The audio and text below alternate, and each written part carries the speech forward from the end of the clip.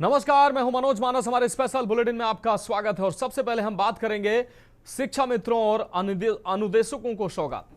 उत्तर प्रदेश में विकास की रफ्तार को और तेज करने के लिए योगी आदित्यनाथ सरकार ने बड़ा कदम उठाया है। राजधानी लखनऊ के लोक भवन में हुई कैबिनेट बैठक में 22 अहम प्रस्तावों को मंजूरी दी गई है, जिनका सीधा असर प्रदेश के छात्रों, शिक्षकों, शिक्षा मित्रों और आम जनता पर पड़ने वाला है।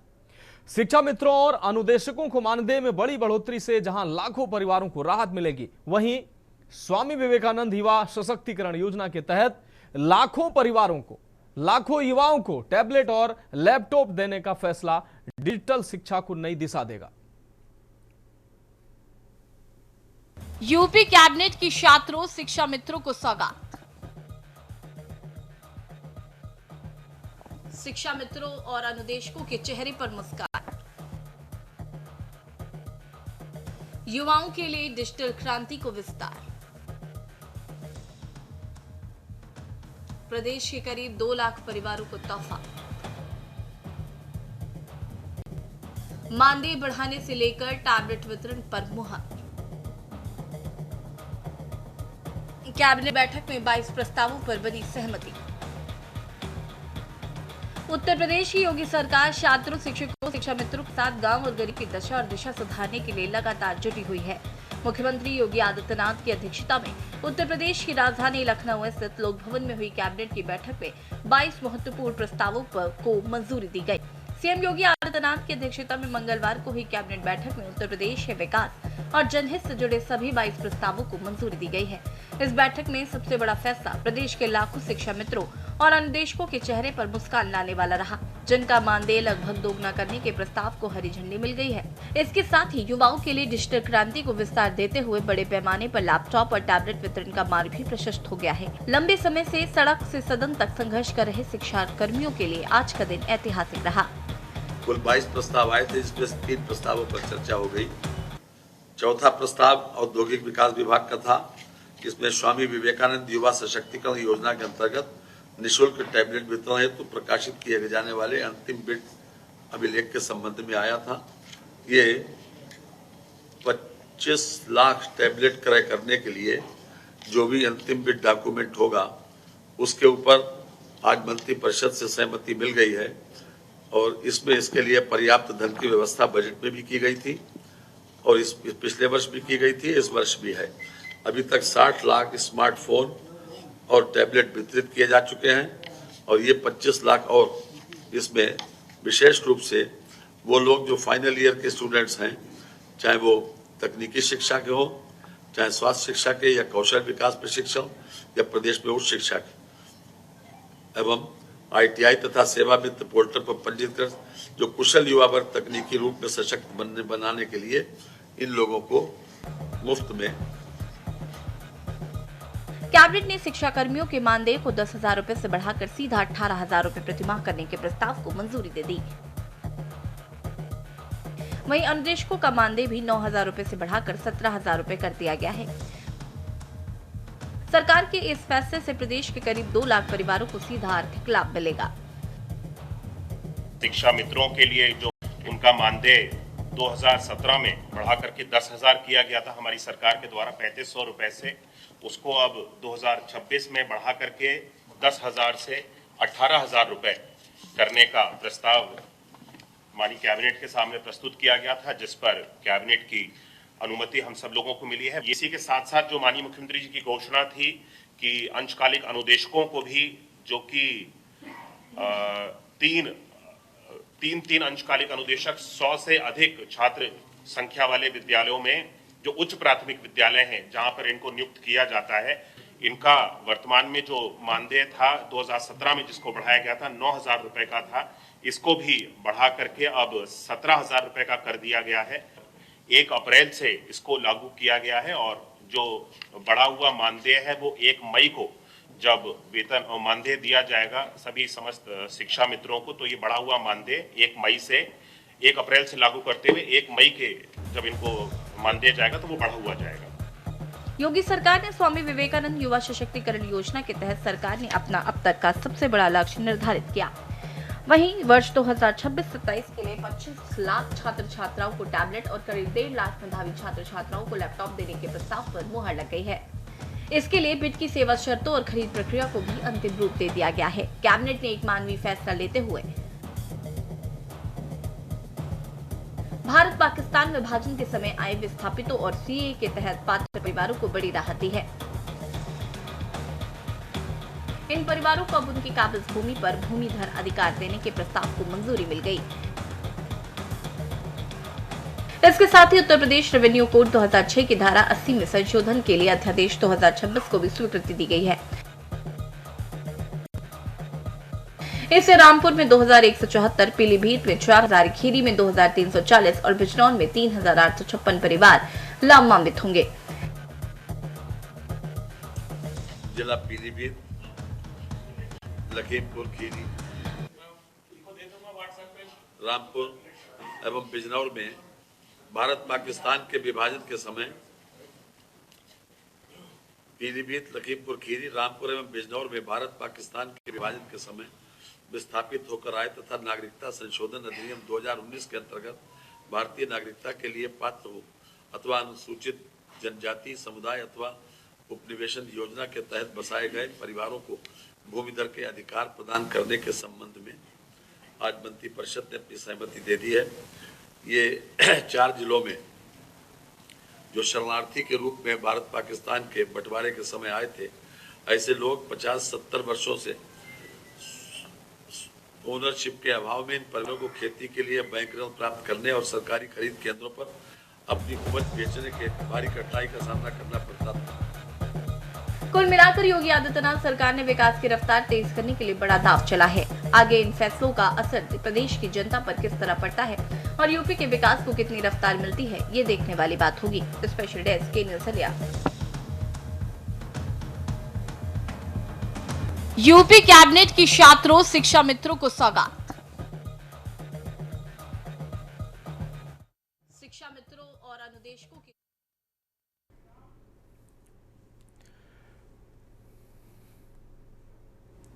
और अब हम बात करेंगे भाजपा का पोस्टर बॉय धामी। उत्तराखंड के मुख्यमंत्री पुष्कर सिंह धामी अब केवल अपने राज्य तक सीमित नहीं रहे हैं। अब सनातन धर्म संरक्षक के रूप में उनकी दृढ़ और निर्णायक छवि ने उन्हें भारतीय जनता पार्टी का राष्ट्रीय चेहरा बना दिया है। सख्त निर्णयों, तेज नीति और निर्माण और कठोर कानूनों के जरिए धामी न केवल उत्तराखंड में बल्कि अन्य राज्यों में भी पार्टी के प्रमुख स्टार प्रचारक बन चुके हैं।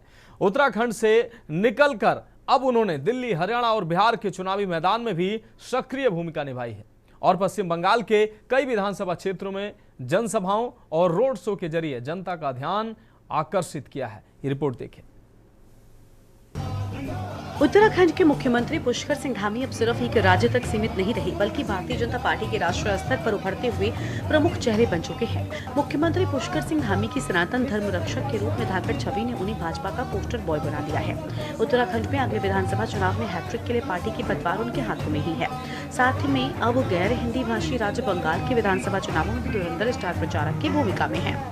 समान नागरिक संहिता, मतांतरण के विरुद्ध कड़ा कानून, ऑपरेशन कालनी में सरकारी भूमि पर धार्मिक प्रतीक चिन्हों के आधार पर अतिक्रमण के विरुद्ध अभियान समेत अपने कठोर निर्णयों के बूते मुख्यमंत्री धामी हिंदी भाषी के साथ ही गैर हिंदी भाषी राज्यों में भाजपा का चेहरा बन चुके हैं। उनकी पहचान विभिन्न राज्यों में होने वाले विधानसभा चुनावों में पार्टी के काम आ रही है। दिल्ली, हरियाणा जैसे राज्यों के बाद हाल ही में बिहार विधानसभा चुनाव में धामी ने कई विधानसभा क्षेत्रों में चुनाव प्रचार की बागडोर संभाली।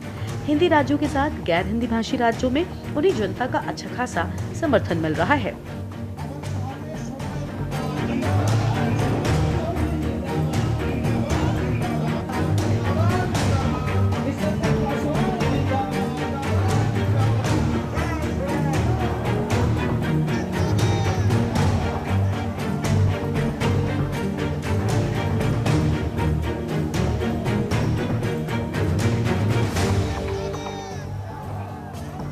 समान नागरिक संहिता की पहल अब उत्तराखंड से होते हुए अन्य राज्यों तक पहुंच रही है। धामी सरकार ने सहज लेकिन चुस्त दुरुस्त व्यवस्था के साथ समान नागरिक संहिता को क्रियान्वयन कर अन्य राज्यों के लिए भी राह आसान कर दी है। खास बात है कि उत्तराखंड में समान नागरिक संहिता का प्रयोग सफल रहने के बाद गुजरात में भी इस कानून को क्रियान्वित किया जा रहा है, जबकि असम में ये चुनावी मुद्दा बन चुका है। बंगाल चुनाव में उन्होंने 4 स्थानों पर जनसभाएं की तो बनगांव में उनकी रोड शो में स्थानीय लोग अच्छी खासी संख्या में उमड़े। सोमवार को उत्तराखंड सीएम पुष्कर सिंह धामी पश्चिम बंगाल के बनगांव पहुंचे, जहां सीएम धामी बनगांव दक्षिण सीट से स्वप्न मजूमदार, बनगांव उत्तर सीट से अशोक कीर्तनिया, बगदा सीट से सोमा ठाकुर और गैधाता सीट से सुब्रत ठाकुर के नामांकन कार्यक्रम में शामिल हुए। ऐसे में माना जा रहा है कि सीएम धामी उत्तराखंड की सीमाओं से निकलकर राष्ट्रीय स्तर पर अपनी पहचान बना चुके हैं। अगले विधानसभा चुनाव में जीत के हैट्रिक के संकल्प को साकार करने में धामी सरकार के ठोस निर्णय, विकास और सुशासन को केंद्र में रखकर नीति नियोजन के लिए भी धामी सरकार की पीठ थपथपाई गई। उत्तराखंड के मुख्यमंत्री धामी के सनातन धर्म संरक्षक की मजबूत छवि ने उन्हें भारतीय जनता पार्टी का प्रमुख पोस्टर बॉय बना दिया। उनके नेतृत्व में लिए गए कई कठोर और चर्चित फैसलों ने न केवल राज्य में उनकी पकड़ मजबूत की है, बल्कि राष्ट्रीय स्तर पर भी उन्हें पार्टी का भरोसेमंद चेहरा बना दिया है।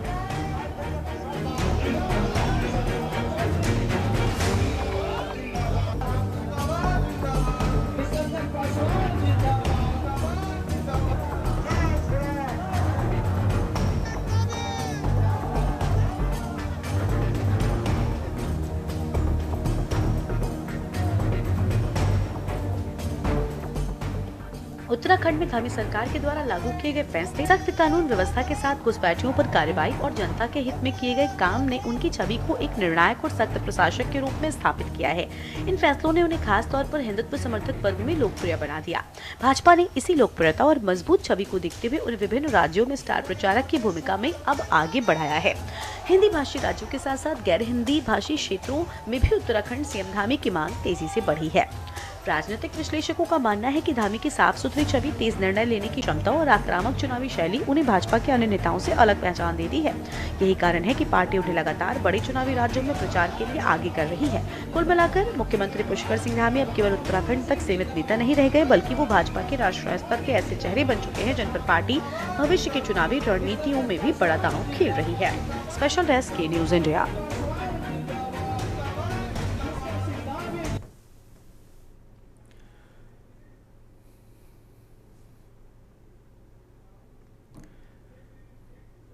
तो हमारे स्पेशल बुलेटिन में वक्त एक ब्रेक का। ब्रेक के बाद हम बात करेंगे रोजगार दो, सामाजिक न्याय दो।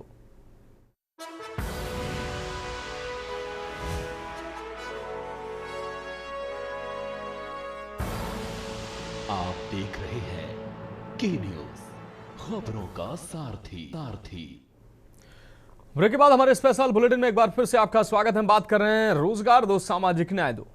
खबर मथुरा से, जहां आम आदमी पार्टी रोजगार दो सामाजिक न्याय दो पदयात्रा के चौथे दिन मथुरा पहुंची, जहां राज्यसभा सांसद संजय सिंह के नेतृत्व में यात्रा को भारी जन समर्थन मिला। बलदेव कस्बे से शुरू होकर महावन तक जाने वाली इस यात्रा का जगह जगह स्वागत किया गया। संजय सिंह ने केंद्र की भारतीय जनता पार्टी सरकार पर बेरोजगारी, महंगाई और भ्रष्टाचार के मुद्दों पर निशाना साधा। उन्होंने नरेंद्र मोदी पर फिल्मों के जरिए वोट मांगने का आरोप लगाया और केरला फाइल बनाम एपस्टीन फाइल को लेकर बयान दिया।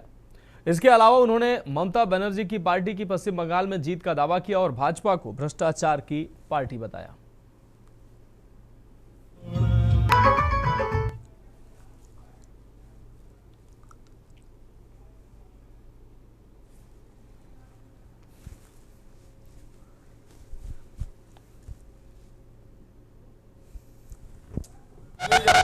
तो आपकी पदयात्रा को बड़ा जन समर्थन देखने को मिला। संजय सिंह का बीजेपी पर इस दौरान हमला भी देखने को मिला है। आपको बता दें, बेरोजगारी और महंगाई पर सवाल उठाए। रोजगार दो, सामाजिक न्याय दो पदयात्रा अब मथुरा पहुंची, जहां आम आदमी पार्टी के राज्यसभा सांसद संजय सिंह के नेतृत्व में ये यात्रा मथुरा पहुंची, जहां लोगों ने इस यात्रा को काफी समर्थन दिया। इस दौरान संजय सिंह ने भारतीय जनता पार्टी पर जमकर निशाना भी साधा। पश्चिम बंगाल में ममता बनर्जी की सरकार बनने का दावा भी उन्होंने किया।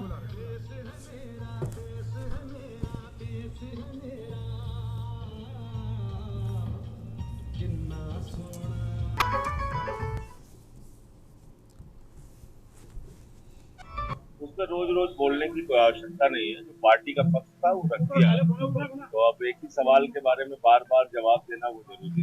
2027 को लेकर के क्या तैयारी है हमारी पार्टी की? आप समाजवादी पार्टी में भी रहे हैं, क्या गठबंधन होगा या कैसे आप? देखिए,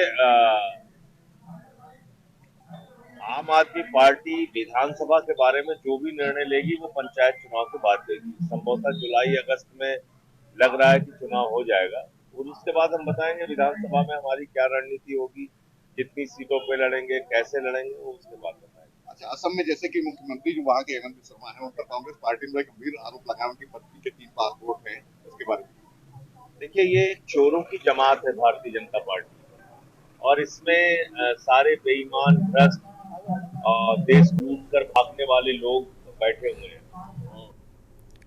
और अब हम बात करेंगे आपको क्या चाहिए।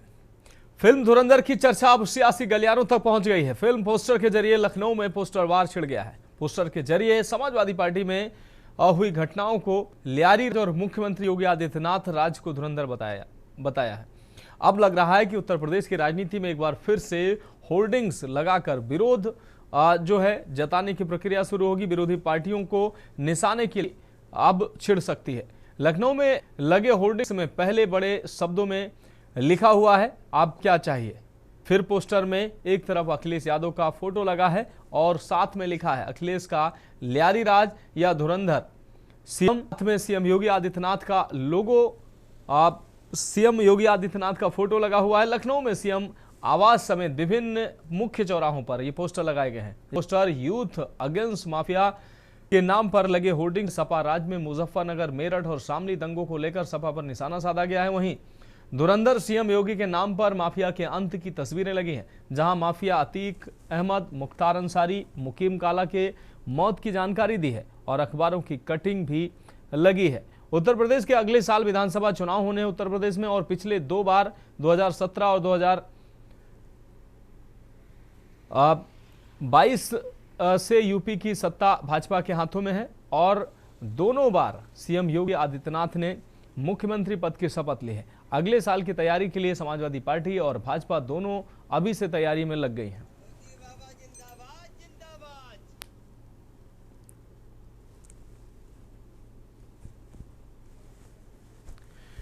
तो फिल्मी पोस्टर के जरिए राजनीति गरमा रही है। उत्तर प्रदेश में एक बार फिर से होर्डिंग और पोस्टर वार की राजनीति शुरू हो गई है। फिल्मी पोस्टर के जरिए राजनीति को गरमाया जा रहा है। पोस्टर में सीएम योगी को धुरंधर के तौर पर दिखाया गया है। फिल्मी पोस्टर के जरिए अब राजनीति को गरमाया जा रहा है। पोस्टर में सीएम योगी धुरंधर के तौर पर दिखाए गए हैं और वो माफियाओं को किस तरीके से उन माफियाओं का अंत कर रहे हैं। दूसरी तरफ समाजवादी पार्टी के कार्यकाल को लियारी के तौर पर धुरंधर फिल्म में जो लियारी है उस लियारी राज के तौर पर अखिलेश के शासन को दिखाया गया है इस पोस्टर में।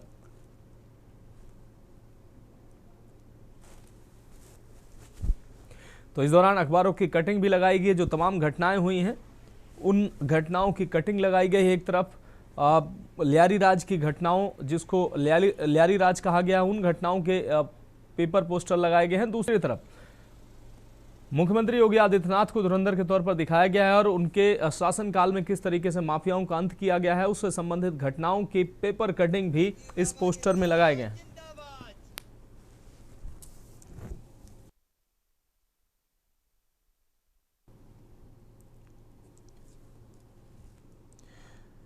तो फिल्मी पोस्टरों के जरिए राजनीति को एक बार फिर से गरमाया जा रहा है, हवा दी जा रही। पोस्टर में सीएम योगी को धुरंधर के अंदाज में दिखाया गया, जबकि अखिलेश राज को लियारी राज के तौर पर इस होर्डिंग्स में प्रोजेक्ट किया गया है।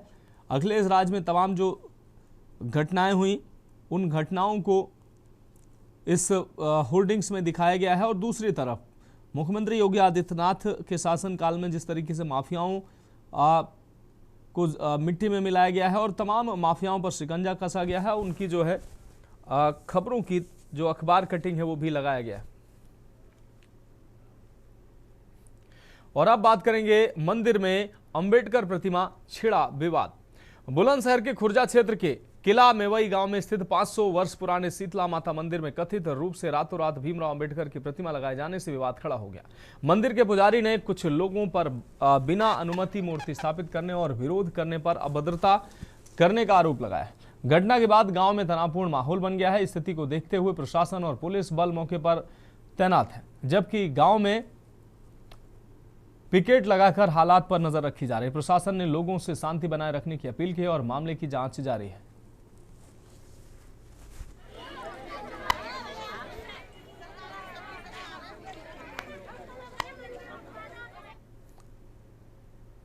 मंदिर की संपत्ति और मंदिर को कब्जाने के यानी कि मंदिर की ज़मीन को कब्जाने के लिए मूर्ति रखी गई है। और मंदिर की जो ज़मीन है ये 11 साढ़े 11 बीघे ज़मीन है और भूमाफिया इस पर कब्जा करना चाह रहे हैं और आधी से ज़्यादा ज़मीन पर कब्जा कर चुके हैं, जिसकी हमने लिखित शिकायत भी दे रखी हैं और रिपोर्टें भी कर रखी हैं। पहले भी यहाँ से रास्ता ज़बरदस्ती निकाल लिया गया, वो क्या मामला था? रास्ता था नहीं, मंदिर की ईंटों को 20,000 ईंट मंदिर की रखी हुई थी, रातों रात रास्ता बना दिया। लेकिन प्रशासन से कहने के बाद प्रशासन ने देखा तो वो रास्ता अवैध है। ये साहब विवाद जो चल रहा है, यहाँ रात की मूर्ति लगा दी गई है। रात में 10 बजे तक हमें रहे हैं, 10 से बाद में के किसी टाइम सवेरे आए 4-5 बजे तो ये मूर्ति स्थापित हुई पाई है। और ये ज़मीन माता मंदिर शीतला माता मंदिर की है, जो 500 वर्ष से ही यहाँ प्राचीन मेला लगता चला आ रहा है और मंदिर की जमीनें 4 दीवारी हैं।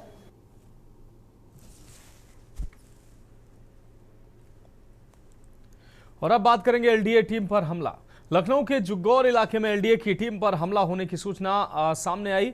एलडीए की टीम अवैध प्लाटिंग और कॉलोनी निर्माण को ध्वस्त करने के लिए मौके पर पहुंची थी, लेकिन बिल्डर और उसके सहयोगियों ने टीम का घेराव कर कार्रवाई को रोक दिया और जेसीबी पर पथराव शुरू कर दिया। जानकारी के अनुसार जुग्गौर के किसान पथ के पास लगभग 10 बीघा जमीन पर बिना अनुमति अवैध कॉलोनी विकसित की जा रही थी। यहां सड़क, नाली और प्लॉटिंग के साथ 3 रो हाउस का निर्माण भी कराया जा रहा था। न्यायालय के आदेश पर एलडीए टीम ने बुलडोजर से सड़क, नाली और प्लॉटिंग से जुड़े निर्माण को ध्वस्त किया, लेकिन कुछ लोग मौके पर पहुंच गए और कार्रवाई रोकने का दबाव बनाने लगे। विरोध बढ़ते ही टीम को अभियान बीच में ही रोकना पड़ा। जोनल अधिकारी ने बताया कि अब दोबारा तारीख तय कर पुलिस बल के साथ अभियान चलाया जाएगा और सभी अवैध निर्माण पूरी तरह से ध्वस्त किए जाएंगे।